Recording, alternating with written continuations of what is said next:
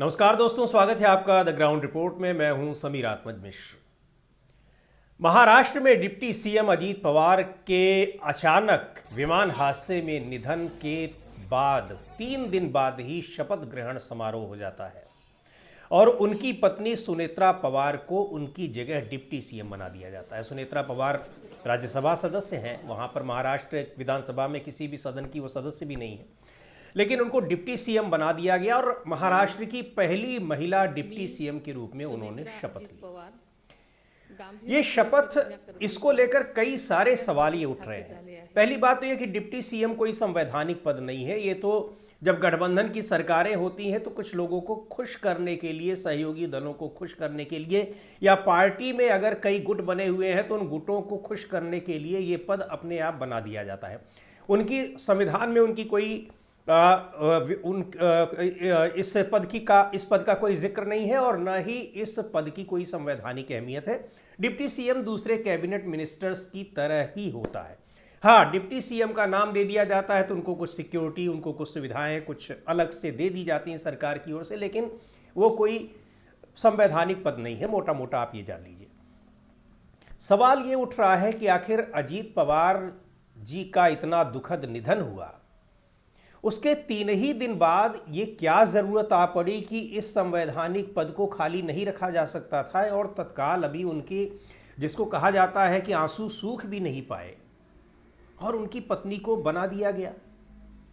एक बात और है कि इसमें अगर ये कहा जाए कि एनसीपी की ओर से, यानी अजीत पवार की पार्टी की ओर से इसकी कोई कोशिश की गई, तो ऐसा नहीं लगता है। उनकी पार्टी कोई इस हड़बड़ी में नहीं दिखाई पड़ रही थी। उसका पहला कारण तो यह है कि उनकी पार्टी ने पहले से ही तय कर रखा था कि उनको एनसीपी के साथ, यानी जो शरद पवार का गुट है, उसमें मर्जर कर लेना है। मर्जर के बाद निश्चित तौर पर, जैसा शरद पवार कह रहे हैं कि एनडीए में तो जाने का सवाल ही नहीं उठता था, तो इसका मतलब अजीत पवार को भी एनडीए से बाहर आना ही आना था, यानी एनसीपी वहां से सरकार से बाहर आ जाती। दूसरी बात यह है कि यानी ये तैयारियां चल चुकी थी और खुद शरद पवार ने प्रेस कॉन्फ्रेंस करके बता दिया कि बहुत उस अजीत पवार की दिली इच्छा थी कि दोनों धड़े एक हों, और उसके बाद हम भी उस चीज़ के लिए तैयार थे। अजीत पवार का एक उनके सहयोगी जो कुछ नेता हैं, उनकी ओर से बयान आ रहा है, उनकी पार्टी के प्रवक्ता हैं, वो कह रहे हैं कि 41 में से 39 विधायक इसके पक्ष में थे, यानी सहमति उन्होंने दे दी थी कि दोनों पार्टियों के दोनों धड़े जो है वो एक हो जाए, यानी मर्जर की जो बात आ रही है। तो पहली बात ये कि इनकी पार्टी को, अजीत पवार की पार्टी को, तो ये पता था कि उनको सरकार से अलग होना ही है, एनडीए से बाहर जाना है। तो उनकी ओर से, यानी अगर हम सीधे कहें कि सुनेत्रा पवार की तरफ से इस तरह की कोई अगर इनिशिएटिव लिया गया तो उसकी संभावनाएं बिल्कुल क्षीण दिखाई पड़ रही हैं। अब यहाँ हम 28 तारीख को ये घटना होती है और 29 तारीख को ही ये खबर मिलती है। उस समय चूंकि पूरा माहौल गमगीन था और 29 तारीख को उनकी अंत्येष्टि हो रही है, और जब अगले ही दिन ये खबर आती है कि मुलाकात की जा रही है, मुख्यमंत्री देवेंद्र फडणवीस से मुलाकात हो रही है एनसीपी के नेताओं की, प्रफुल्ल पटेल की, सुनील तटकरे की। उसके बाद फिर ये खबरें आने लग गई हैं कि सुनेत्रा पवार बनेंगी डिप्टी सीएम, सुनेत्रा पवार अजीत पवार की जगह लेंगी, और वो सारी फिर खबरें आने लगी। लेकिन इन खबरों के बावजूद इस तरह की उम्मीद नहीं थी कि इतनी जल्दी शपथ ग्रहण समारोह भी हो जाएगा।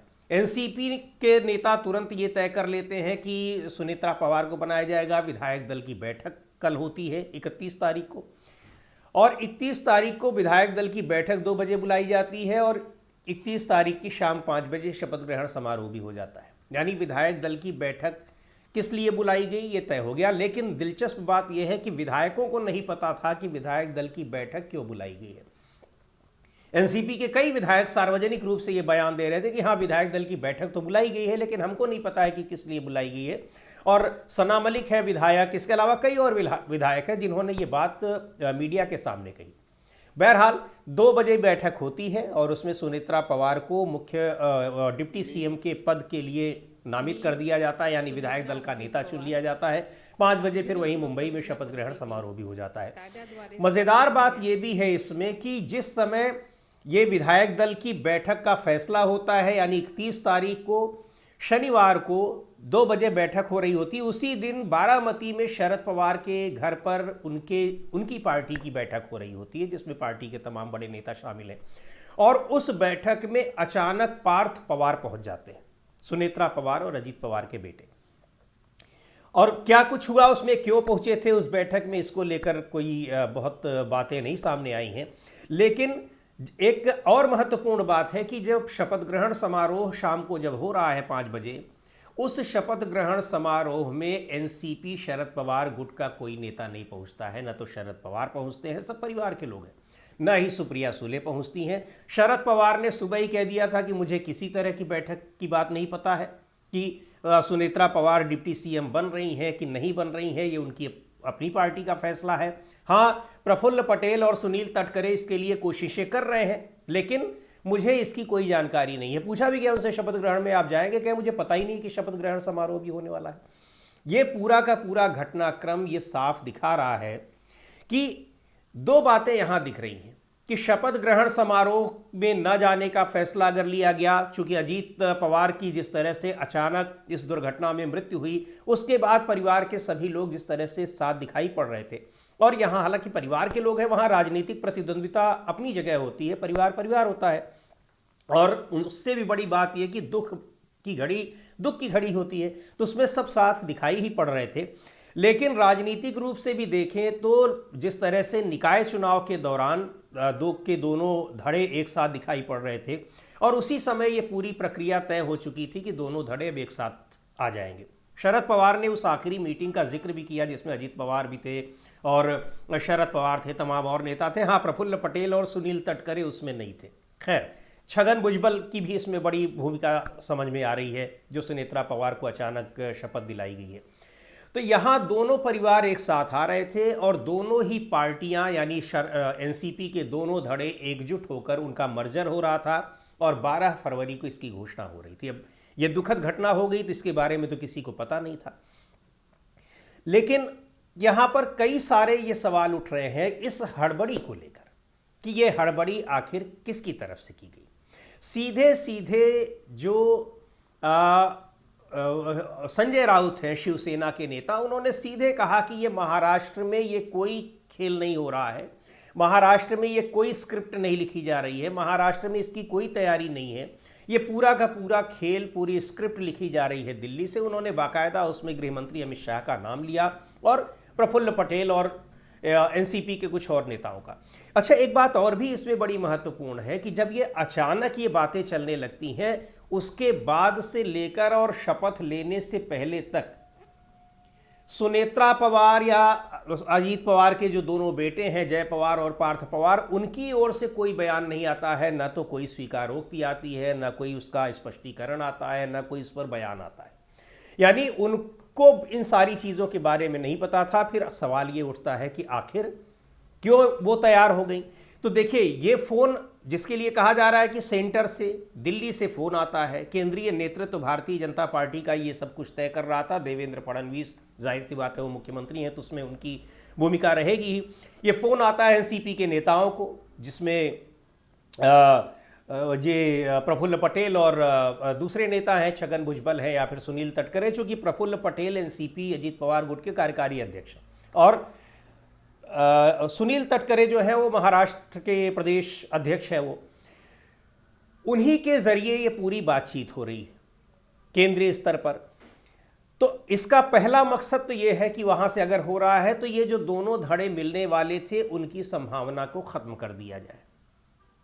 हालांकि एक बात और भी है, भारतीय जनता पार्टी उस एनसीपी को चाहती तो वो तोड़ भी लेती और आने वाले दिनों में कोई बहुत हैरानी वाली बात भी नहीं है। लेकिन एनसीपी के दोनों धड़े अगर एक हो जाते तो ये इसका एक बड़ा मैसेज जाता और जाहिर सी बात है कि एनसीपी और मजबूत भी होती। निश्चित तौर पर उसका नुकसान भारतीय जनता पार्टी को आने वाले दिनों में होता ही। पर यहाँ तो सबसे बड़ी बात कि इन दोनों धड़ों को एकजुट होने से रोकने की कोशिश थी, जिसकी वजह से ये हड़बड़ी दिखाई गई। अब यह है कि सुनेत्रा पवार कैसे तैयार हो गई। तो आपको पता होगा कि जो महाराष्ट्र स्टेट कोऑपरेटिव बैंक का घोटाला है, 25,000 करोड़ का घोटाला है, अजीत पवार का नाम भी था उसमें, सुनेत्रा पवार भी उसमें नामजद है। उस मामले में जो इकोनॉमिक ऑफेंस विंग होती है महाराष्ट्र पुलिस की, उसने तो क्लीन चिट दी है, लेकिन ईडी चार्जशीट फाइल कर चुकी है और इनकम टैक्स डिपार्टमेंट भी उसको नए सिरे से जांच करने की तैयारी कर रहा है।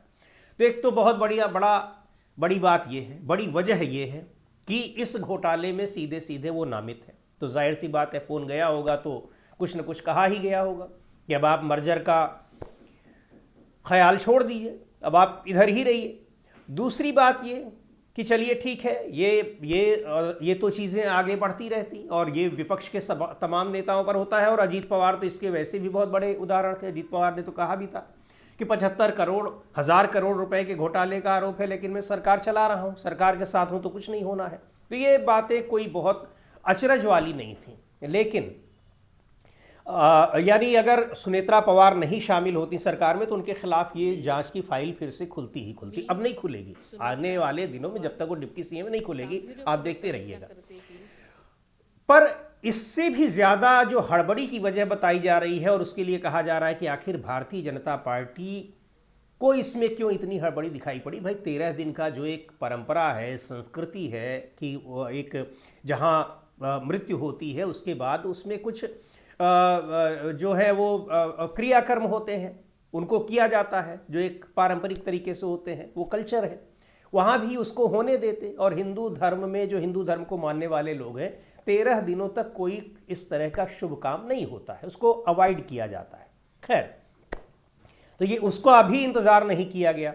और इधर एक उससे भी बड़ी बात ये बताई जा रही है कि चूंकि ये मर्जर होना था और अजित पवार साहब ने कुछ दिन पहले ही कहा था कि भारतीय जनता पार्टी के एक बड़े नेता के खिलाफ उनके पास पूरा का पूरा तमाम दस्तावेज, साक्ष्य सब उन्होंने इकट्ठा कर लिए हैं, बड़ी जल्दी वो खुलासा करने वाले हैं।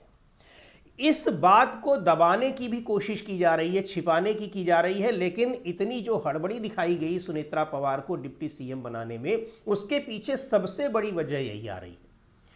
इसलिए आ रही है कि जैसे ही जब उनका विमान हादसा हुआ तो विमान हादसे में तो यहाँ शरीर का और उन तमाम चीज़ों का ही कुछ पता नहीं चला, लेकिन ये कहा जा रहा है कि मुंबई से बारामती जब अजीत पवार जा रहे थे तो उनके हाथ में फाइलों का पुलिंदा था और दुर्घटना स्थल पर इस तरह के बहुत सारे सरकारी कागजात बिखरे पाए भी गए। ये उनकी पार्टी के नेता ही जो प्रत्यक्षदर्शी थे वहाँ पर कई लोग, वो लोग बता रहे हैं। तो ये जो मामला है, ये सबसे बड़ा मामला समझ में आ रहा है, जिसकी वजह से भारतीय जनता पार्टी ने एनसीपी को, अजीत पवार के गुट को अपने साथ ही रखना चाहा है और उनकी पत्नी को ही, अजीत पवार की पत्नी को ही डिप्टी सीएम की कुर्सी दी है ताकि इस घोटाले की आगे कोई चर्चा ना होने पाए। जाहिर सी बात है कि अगर अजीत पवार को ये सारी बातें मालूम थी तो निश्चित तौर पर, चूंकि सुनेत्रा पवार, उनकी पत्नी और उनके दोनों बेटे, दोनों भी वो लोग भी पॉलिटिक्स में हैं, तो किसी और को कुछ पता हो या ना हो, उन लोगों को तो कम से कम उसके बारे में पता ही होगा, तो वो मामला आगे बढ़ने ही ना पाए। और एक बात और भी है कि केंद्रीय नेतृत्व अगर इतना ज्यादा उस मामले को लेकर पॉजिटिव है तो भारतीय जनता पार्टी का वो कौन सा बड़ा नेता है जिसके खिलाफ आरोपों की फाइल, आरोपों का पुलिंदा लेकर अजीत पवार तैयार थे कि हम जल्दी से खुलासा करने वाले हैं। ये भी समझ में आ सकता है, छोटा मोटा नेता तो होगा नहीं, तो क्या कुछ होगा। लेकिन एक बात है कि बहुत सारी चीज़ें जो होती हैं वो बहुत दिनों तक नहीं छिपी रहती हैं, निश्चित तौर पर वो निकल कर सामने आती ही हैं। ये मामला भी आने वाले दिनों में पता लगेगा ही, पर अभी की स्थिति ये है कि अभी उस पर पर्दा डालने की पूरी कोशिश की गई है और फिलहाल उसमें भारतीय जनता पार्टी कामयाब भी हुई है। आगे क्या होता है ये देखने वाली बात है।